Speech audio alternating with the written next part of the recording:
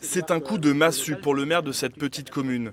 La majeure partie des 700 habitants est salariée de l'équipementier aéronautique.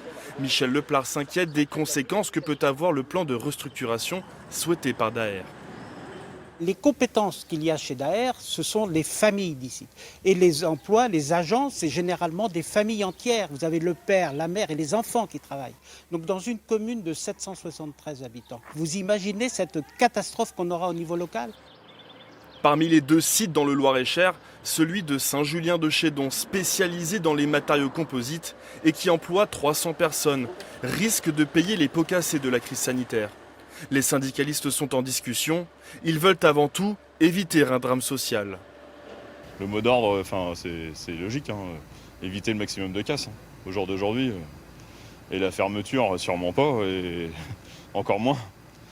Perdre le savoir alors que l'aéronautique va redémarrer un jour, de toute façon, ça c'est une certitude.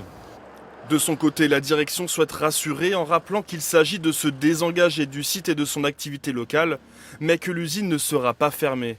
Didier Cayat, le directeur général, s'est exprimé auprès de nos confrères de l'agence France Presse. On va mandater un cabinet spécialisé dans la reprise de sites industriels pour faire perdurer l'activité industrielle dans le département et limiter l'impact sur l'emploi. Il y a déjà eu des marques d'intérêt d'équipementiers. Fondé en 1863, le groupe Daher, qui compte près de 8000 salariés en France, estime entre 300 et 400 millions d'euros de pertes de son chiffre d'affaires pour 2020.